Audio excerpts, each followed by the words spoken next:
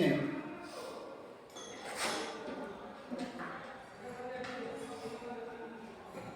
পাওয়ার transmission system যে আছে আমাদের, সেই সিস্টেমটা আমরা কি দেখছি, সেই সিস্টেমটাকে আমরা তিনটা ক্যাটাগরিতে আমরা ভাগ করেছিলাম। কি কি ক্যাটাগরিতে ছিল? এক নম্বর ছিল mechanical power transmission system, power transmission system.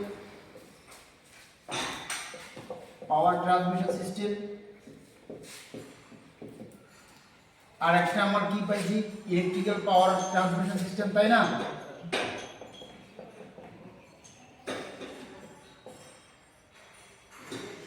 Power transmission system,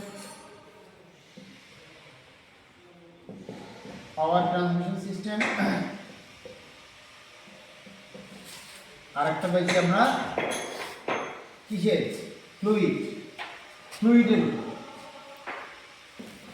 সেই ফ্লুইডকে আবার কটা ক্যাটাগরিতে ভাগ করা হয়েছে? দুইটা ক্যাটাগরিতে। কি কি? একটা হচ্ছে হাইড্রোলিক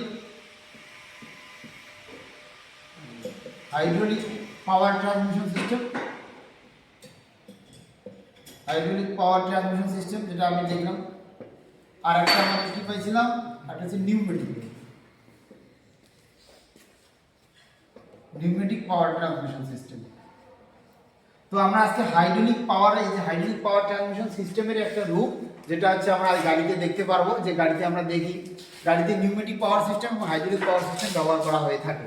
কিন্তু সাধারণত আমরা যে আজকে যে গাড়িটাতে প্র্যাকটিক্যাল করব, সেটা হচ্ছে হাইড্রোলিক পাওয়ার ট্রান্সমিশন, মানে হাইড্রোলিক দিয়ে কীভাবে আমরা পাওয়ার বলতে ব্রেকের পাওয়ার, সেই ব্রেকের পাওয়ারটা কীভাবে আমরা ট্রান্সমিশন করব, সেটা আমরা আজকে দেখবো। আমি ড্রয়িংটা করে দিচ্ছি যে হাইড্রোলিক ব্রেক যে আমাদের গাড়িতে থাকে, সেই হাইড্রোলিক ব্রেকটা কীভাবে আমরা কাজে লাগাই, হাইড্রোলিক থেকে কীভাবে কাজে লাগিয়ে আমরা ওই ব্রেকটা আমাদের করি, সেই বিষয়টা একটু করে দেখব। প্রথমে তো যদি আমি বলি, একটা এরকম আমাদের কি প্যাডেল থাকবে, ব্রেক প্যাডেল, তাই না? একটা ব্রেক প্যাডেল থাকবে, আর একটা এরকম লিভার থাকবে। লিভারের সঙ্গে একটু কানেক্ট করে দিব আমরা একটা দণ্ড। সেই দণ্ড থেকে কি যাবে, একটা সিলিন্ডার, যার নাম হচ্ছে কি মাস্টার সিলিন্ডার। কি নাম? Master cylinder. সেই মাস্টার সিলিন্ডারের এদিকে দুটো পোর্ট থাকবে। যে পোর্টটা দিয়ে কি হবে, এই পোর্ট দিয়ে আমরা একটা রিজার্ভার রাখবো।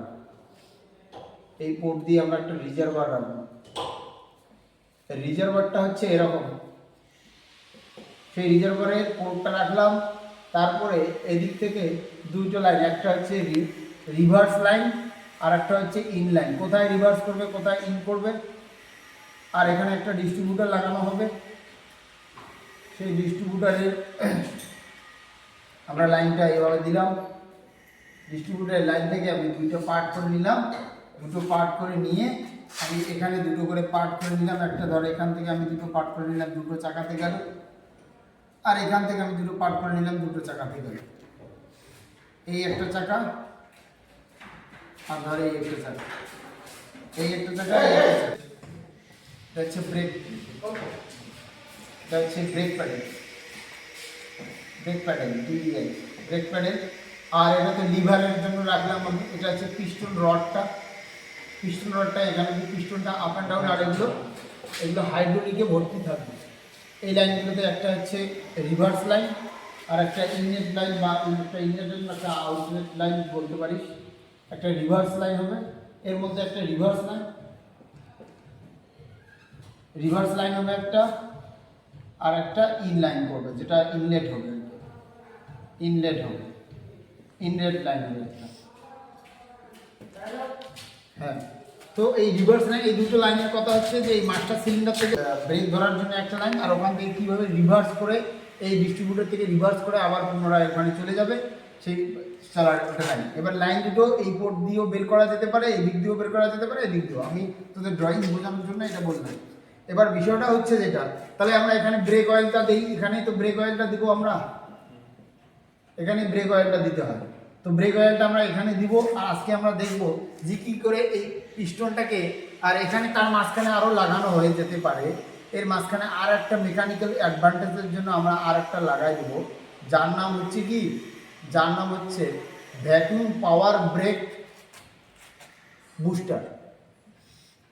ভ্যাকিউম পাওয়ার ব্রেক বুস্টার, পাওয়ার ব্রেক বুস্টার, ভ্যাকুয়াম পাওয়ার ব্রেক বুস্টার, টিআর।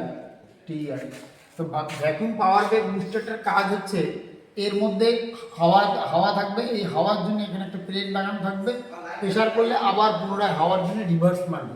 তার মানে এই পিস্টন করলে তারপরে কি হয়, এখান থেকে ডিস্ট্রিবিউটরের মাধ্যমে এই 4টা হুইল যে আছে এই হুইলের মধ্যে তখন গিয়ে কাজ করে। হুইলের মধ্যে কীভাবে কাজ করে, হুইলের মধ্যে হুইলের যদি পার্টিকুলার যদি ড্রয়িংটা তোমরা যদি দেখো, তারা এদিকে ঢুকলো লাইনটা আর এদিকে ঢুকলো, এখানে এই মাঝখানে ডিস্ক প্লেটটা লাগাই দিল, ডিস্ক প্লেটটা লাগাই দিয়ে এখানে এরকম একটা পিস্টন লাগাই দিবে, এরকম একটা পিস্টন থাকবে, এইদিকে একটা এরকম পিস্টন থাকবে। এই দিক দিয়ে ধর, এই দিক দিয়ে আমার হাইড্রোলিকটা চলে আসলো, হাইড্রোলিকটা চলে এসে সমানভাবে এইদিকে চলে গেল, এইদিকে চলে গেল, এইদিকে চলে গেল, এইদিকে আসলো এবং এইদিকে চলে গেল। যখন এইদিকে হাইড্রোলিকটা এসে প্রেশার দেবে তখন এই পিস্টনটা এইদিকে মুভ করবে, এই পিস্টনটা এইদিকে মুভ করবে, করে গিয়ে এই ডিস্কটাকে চেপে ধরবে। ডিস্কটাকে চেপে ধরে মানে এই যে পোর্শনটা, এই যে আমি এখানে যে এই যে তীর চিহ্ন দিয়ে দেখাচ্ছি, এই পোর্শনটা হচ্ছে এই মেকানিজমটা থাকবে প্রত্যেকটা চাকার রেসপেক্টে। যটা চাকা আছে ওইটা চাকাতেই কিন্তু এই হাইড্রোলিকের এই ব্রেক সিস্টেমটা আমাদের দেখতে পাবো। এই হাইড্রোলিক ব্রেক সিস্টেমটা আজকে কীভাবে আমরা গাড়িতে লাগাই আর কীভাবে আমরা গাড়ি থেকে সেটাকে আগের পুরনো যে ব্রেক অয়েলটা আছে সেই ব্রেক অয়েলটা বের করে কীভাবে আবার নতুন করে অয়েল ঢোকাতে হয় তার পুরো প্রসেসটা আমরা প্র্যাকটিক্যালি করবো। তাহলে তোদের এই যে হাইড্রোলিক যে ব্রেক সিস্টেম বা হাইড্রোলিক ব্রেক সিস্টেমের মধ্যে যে আমরা যে হাইড্রোলিক ব্রেক সিস্টেমটা যে গাড়িতে ইউজ করে থাকি তার বিষয়ে আমরা আজকে জানতে পারবো। তাহলে এবার সবাই মিলে আমরা দেখবো এবার কীভাবে এই সিস্টেমটা কাজ করে, কোনটা মাস্টার সিলিন্ডার, কোনটা মাস্টার সিলিন্ডারের জন্য কোনটাতে আবার ব্রেক অয়েল ঢালতে হয়। এই যে আমরা যে বললাম এটা ব্রেক অয়েলের যে রিজার্ভার থেকে 2টা পোর্ট করা আছে, একদিক দিয়ে এখানে ঢালবো, ঢালে পাম্প করে এবার চাকাগুলোকে আমরা সেটা দেখাবো যে কীভাবে সেটা করা হয়। তোরা এবার সবাই দেখতে পাবি। চল এবার আমরা গিয়ে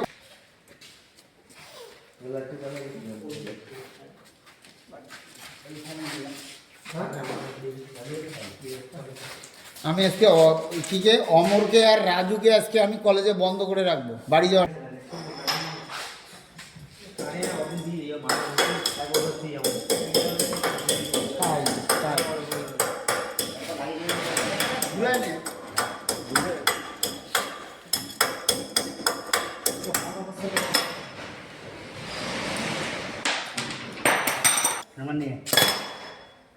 কি হয়েছে দেখি ওটা,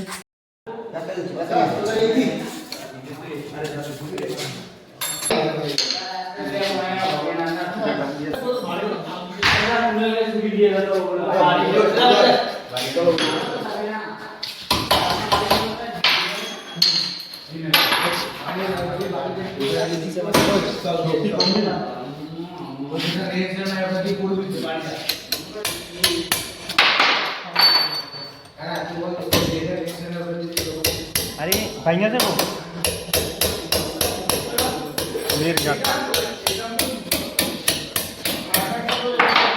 এবার খুলবে ওই নাটটা কিন্তু ভাঙে কেউ জানে। পাইপকে ধর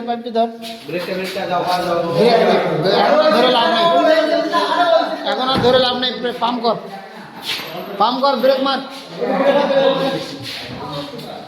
তেলটা ভালোই ছিল। হ্যাঁ বের করবো না তেলটা, আস্তে আস্তে বাইরে হবে মনে হয় স্যার। হ্যাঁ সবই বোঝা তো যায় না স্যার। ওখানে যাচ্ছে, পাইপ খোলা আর বেরোবে না, ছেড়ে দিবি না আগে, পাইপ খোলা আর বেরোবে।